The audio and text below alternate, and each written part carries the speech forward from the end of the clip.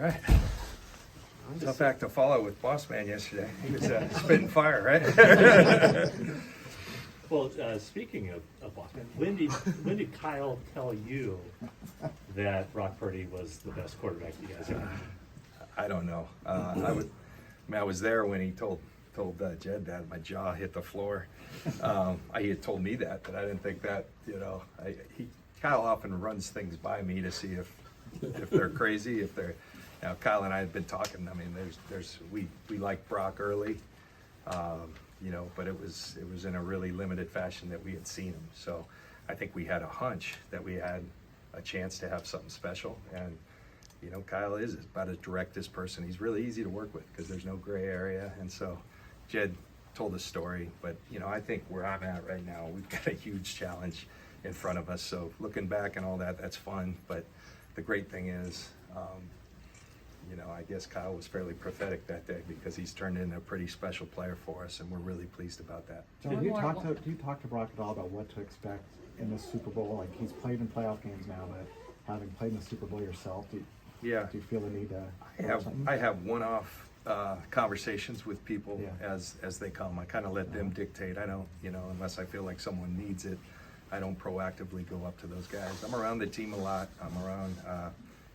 Unfortunately, I was only able to play in one. I think a guy like Keena Turner, who's played in 15 or whatever, there's a lot of experience and a wealth of experience. And I think there's some things that come in handy. Most of those things are handling the entirety of what comes with the Super Bowl and taking care of business. And I think we try to have a plan such that we attack that as a team. Taking care of a lot of the business part of it, the business part, I'm talking tickets and all that, such that they can focus on the game. We did that early in the week. I think our guys in a really good mindset. We have enough experience of the guys that were here in 19. They probably are the best, purveyors of information to these guys of like, hey, here's what we did well, here's what I would do different, and that goes a long way. The playoff comebacks, the last two games, does that give you guys? Gives me a lot of gray. That's what it gives me. Also has you playing still. So. Yeah, but it does show, I think, the character of this team, the grit of this team, the resilience of this team. I guess I'd say it's been fun. The result's been fun. It's been different. I think we're typically a start fast team, and I think we'll have to be that this week. And but I guess the nice thing is we know that we can do it. So if you fall behind, and I'm proud of our guys, the ultimate goal is at the end of the game to have more points than the other team, and they've done a tremendous job of doing that. But we do want to start faster and play better from the beginning. John, the last 5 years, you guys haven't shied away from what the goal is here, is to break through and win this thing. For lack of a better term, you've kind of grown up with this nucleus of guys. How important is it to get over the hump and win it for you with this group that you've kind of grown up with? You got to pay it off. I mean, I've been on both sides, and there is something, people say that they can't ever take that away from you when you have that bond of having won together. And talked to a lot of my former teammates this week of the guys, and that's real. And nobody really remembers who lost in the Super Bowl. So if you want to be remembered, if you want to be excellent, if you have the drive to reach the pinnacle of your profession, here's your opportunity. So what a great opportunity, and especially against a team that is kind of staking their claim as one of the dynasties. They've got an opportunity to do that. We've faced them before. We have the ultimate respect for the organization, top to bottom. From the Hunt family, my counterpart Brett Veach, Andy Reid, played against them when I was playing a lot of battles. When I was in Tampa, he was in Philly. Got so much respect for Andy, Spags, their players. It's a great organization, so a great challenge, but a great opportunity to go down in the history books. And so that's why you pour everything into it. Not just now. This group's been pouring their energy into it for a long time. John, Trent. Are you familiar with Trent Williams' locker situation? His block. Yes. Yeah. Have you ever? Yes, a two-part question. Have you ever seen anything quite like that? And then, what does it say? I guess just about the respect that he might come in. I mean, no one seems to begrudge him. It doesn't seem to be like a Barry Bonds thing. Trent doesn't throw his weight around. He's not saying, "Hey, Jay Bird, nobody sits next to me." I think kind of over time, he's like the guy who tells the person next door, if you ever decide to sell, I'd be interested. And next thing you know, he's got that, he's got a shoe rack, he's got now, I mean, I thought it was a great ad when he roped it off, you know, with the official deal. Trent's a favorite of these guys because he is one of the guys, but he's a different human being, he's a different player. I've told you guys before, I don't like talking about Hall of Fame type stuff with players. He's a guy I'm not shy about doing that because he'll be there and he should be there first ballot. And nothing would help to cement that than a win in this game. Jed mentioned that you and he sort of teamed up to convince Kyle Shanahan that the trade for Christian McCaffrey wasn't too expensive. Do you remember that day? I mean, that thing was a long process. I do remember at the end, you know, and it was, you know, Kyle's usually a pretty pedal to the metal, and you know, actually was the one guy showing some constraint, you know, when it was kind of everybody else pedal to the metal because we saw it within striking distance, and there were a lot of motivations. And Kyle, I think, was just trying to be smart and gather, hey, are we sure? And, you know, ultimately we were able to pull it off. I think it's paid great dividends, and yeah, fond memories. Jed remembers a lot of stuff, and it does jog my memory. Fred and Nick both talked yesterday about playing a full 60 minutes, and that's really what they learned from the last Super Bowl. Mm-hmm. How do you feel like this team is better equipped to do that, and what they learned from that? Well, Trace, no greater illustration than our last two games of doing that, playing till the end, and you know, playing 60 minutes also means starting fast and starting hot. Now, I would give great you know, credit to our opponents the last 2 weeks. They came out, had great game plans, got after us. It took us a little while to find our footing. We need to have our footing from the beginning, and we need to come out on point. But yes, yeah, absolutely, especially against a guy like Patrick Mahomes. I think he embodies that. I mean, just look at every play with him. The play is never dead. He can play in rhythm. He can extend. You think you have him tackled, and then next thing you know, he's spun out, and he's a fantastic player. He's fun to watch. But you know, the approach against him is very much the approach you have to have against their team. You know, I think a lot of really painful memories, things that keep you up at night, things that drive you and fuel you about that last experience in 19 when, you know, 6 and change and we're up 10, you know, and you remember those things. And so absolutely. And the best way to do that is attack everything we do, you know, with us starting fast, being on the details, play every play, and finish everything we do. John, you're a former safety, and you watch a lot of film. How is it possible that at least 3 or 4 times a game, Travis Kelce is completely uncovered? Nobody around. I think because he, it's really a thing of beauty to watch, the imagination that he has in his game. And, you know, I've had some things with players. Derek Brooks and I kind of had a thing where it was nonverbal, and I could look at him. Champ Bailey and I later did. When you have that connection with the player, and it's really hard to describe, and coaches try to capture it because they want to put rules to everything, and you can't always explain it. You can just always say, I know what Derek's thinking. He gave me that nod. Well, what's that nod? I can't even explain what that nod, but same thing with Champ. So I think when you see those guys, they do it to the highest level. I mean, when you're going by Jerry Rice's records, that speaks volumes, because Jerry, and he's written every record in playoffs, and Kelce, the bigger the moment, but I think it's those two together. And I think you give Andy a lot of credit for giving them the freedom. A lot of coaches would say, hey, you've got to play within our system, you got to run the route called, and you can tell a lot of times he's just making it up, but it works out really well. John, yesterday, Fred Warner and Kyle both talked about a concern about the lack of effort on the defense. Do you sense that there's an awareness about that going forward this week? Yeah, effort's a non-negotiable. I mean, that's one of our core values, and you know, I believe that in my heart of hearts. It's something, you know, we've got 4 Hall of Famers that represent the defense I played in Tampa, and if you ask every one of us that played on that defense, what was our calling card, it starts with effort, and that being a non-negotiable. So those things have been addressed. You've got one game. I really would be shocked if we saw that again. And sometimes that comes, I mean, there's excuses for it. But they're just that, they're excuses, and that has to be non-negotiable. Play your heart out, and then we've got a lot of good players, a lot of good depth that you can get. So those aren't plays that we're proud of. Those players are proud of. It's been addressed, and I'd be real surprised if I saw it.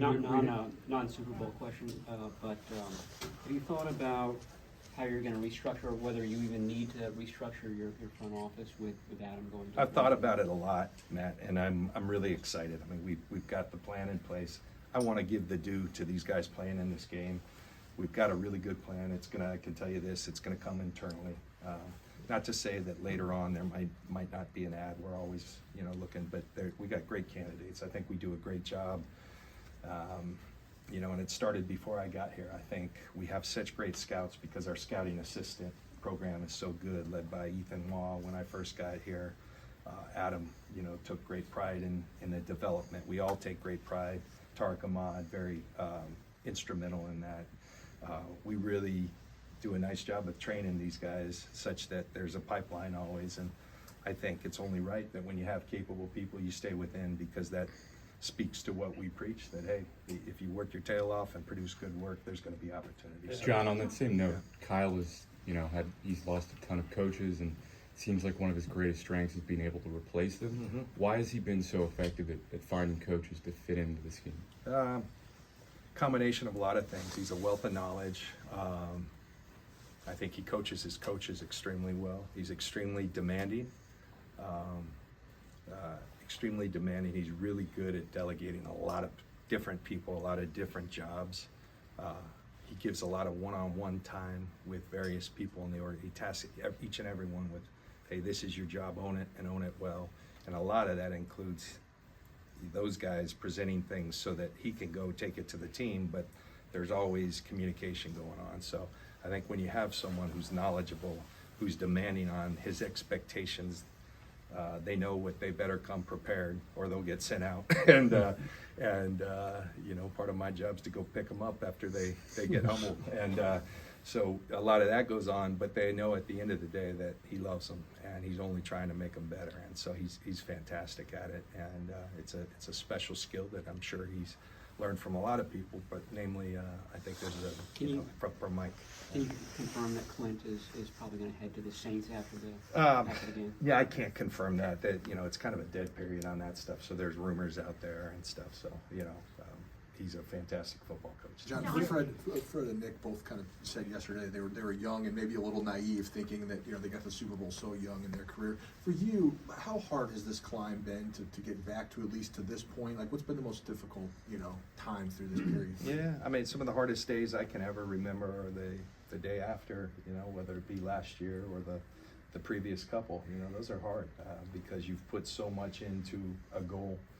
And when you fall short with what you believe to be a special group of people, that's really difficult. And, but the thing we say every year is it's how are you going to respond to it? And there's so many pieces to that. And so, fortunately, we've got a lot of players, a lot of coaches with a ton of pride, with a ton of character. And I think we've got an organization that very much knows who they are. And, I think it starts with truly believing in your core and every fiber of your body that's what we're here for, to win championships. And that's what this organization is about. It's what the faithful, our fans demand. It's what our former players, believe me, the hardest thing is looking at the guys, the Ronnie Lotts, the Steve Youngs, the Joe Montanas when we haven't done that, because those guys have had our backs and we want to have theirs. And so they know we're fighting, but you got to pay that off. And we've got that opportunity this week. We understand the challenge at hand and how difficult it is, but if you want to be great, that's what you got to do. You got to bust through. John, we hear about these Saturday BOSA speeches. People look forward to them. They talk about them later. I'm sure you've heard some of them. What do they mean for the team? And to come from him, who isn't, an outspoken guy.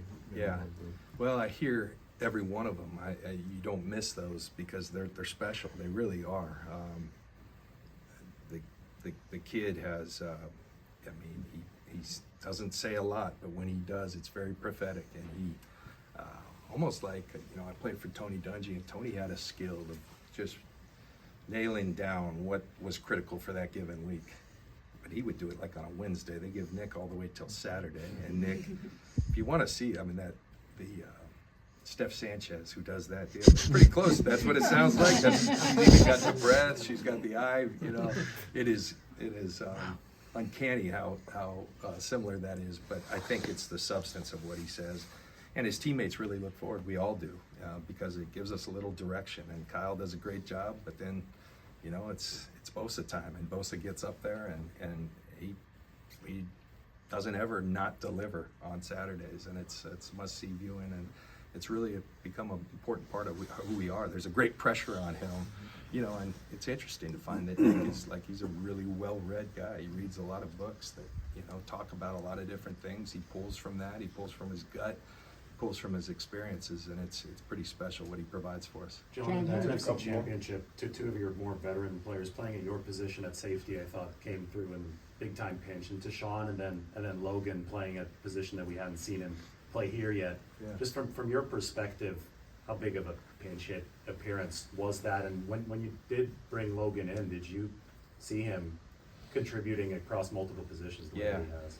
So, you know, starting with Gip to Sean, you know, I remember vividly scrimmaging against the Vikings, and we had run into some injuries, and we were at the Vikings facility, and he came in and he had a really good workout, and we had some coaches that had been with him. I had long admired his play, and but never did I think he'd give us what he has given us. And you know,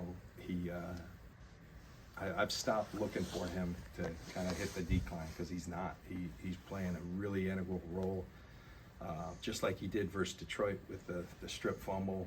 He has a knack for making big time plays. I think it was against Green Bay. I think of a bubble screen, and there were just two people over, and he makes a shoestring tackle, or Christian Watson, I believe, is gone. I mean, he does things like that on a day in, day out basis. We ask him to cover receivers a lot, which is a difficult thing for safeties, and he does that, you know, to the highest of levels. I got so much respect for Gip. He does it quietly. He doesn't get a lot of acclaim for his play, but man, he deserves it. Logan Ryan, you know, we started talking with him. We started a conversation. You know, we had some things going on. You knew he was a versatile guy who had played nickel early in his career and really played safety at a high level. That's a hard transition. A lot of people say, well, that he should move over to safety. I think it's harder done than said, and Logan made a really nice transition. Played really well when we played Tampa, and so that left an impression on us, and we were having some injuries, and talked to Logan, and Logan, I think, you know, I talked to him numerous times, but when we really became a thing, he was on a Disney cruise with his family, and, you know, but had, you know, kind of chronicled his plan. He's got, you know, he's got a huge house with like a 50-yard football field. He did 2-a-days, and he got ready, and he's delivered for us as well, playing safety. I know a lot of people were critical about the game, but we're very appreciative, you know, how much he's picked us up, playing safety against the Pack, playing nickel in our last game, and he obviously is a guy who knows how to win. He's been here before and delivered and won with the Patriots, so it's great to have him. John, how would you describe Mooney Ward's personality to someone who's ever met him, and also his jump this year? I love that guy. Mooney's just such an interesting, there's an innocence about him, and I tell him all the time, like, walk around like you're special, because you're a special player. And I love it, because nobody calls me John Lynch, and he calls me John Lynch. Hey, John Lynch. And I love it. And he just started doing that this year. But I said, keep doing that, because ever since you're playing, you've even gone to a higher level. Mooney's a special guy. A guy that our scouts did a great job identifying at free agency. We all became really impassioned as to what he could become. We felt like he was already a good player, and he had a lot of room for growth. I just think his size, his length, his smarts, he's a really smart football player, and his competitiveness makes him a really good football player, and he's playing at a really high level. Not only is he in a Super Bowl, he's doing it against his former team. Somebody told me earlier, I think 6 years, 6 championship games for him, so it's pretty special. When you drafted Jake Moody, I'm sure you thought that this scenario was possible, him kicking in a Super Bowl. But what are your thoughts about a rookie going into this big game now after having a lot of confidence in Jake? I mean, Jake is, I think a lot of people want to talk about, you know, some challenges that he's had, but I like to look at how he responds to those, and he's very steady. He really is, and we feel very convicted. We felt very convicted then. You know, you go take a third round on a kicker. We did have 3 picks, and something we needed, and so, you know, we had a lot of confidence in Jake. We still have a lot of confidence because we see him day in and day out. I think he's ready for the moment, and really proud of the season he's had. When So you there's say been a- Mooney has a lot of innocence to him, can you just expand on what you mean by that? I just, he's just a sweet kid. He really is. We don't talk a lot about that in football, but he's an easy guy to like. He's enjoying being a father as much as anyone I've seen. Really, really proud of his daughter. We just have a lot of cool conversations, and fantastic football player, but a really good human being that has earned everybody's respect in this organization. There's Jim, been a last learning, one. there's been a learning curve for Steve Wilkes after he became the defensive coordinator here. Where do you feel like he's at now in his play calling? Steve's done great for us. Steve's just got this, we've talked about it from the beginning, he's got this commanding presence. I think the move down to the field because of that was a good one. I think the ability to adjust within a game is, I feel strongly it's easier when you have a guy down. Now, sometimes you listen to the coach and they feel more comfortable, you give them that. And those are Kyle's calls, and we saw fit to make that change, and I think it's been a good one. And so, we're very grateful to what Steve's given to us, and excited to have him going into this last game. It's we are where we're at, and we're there for there's a lot of reasons for it. He's one of them. I got you. Yeah, thank you guys.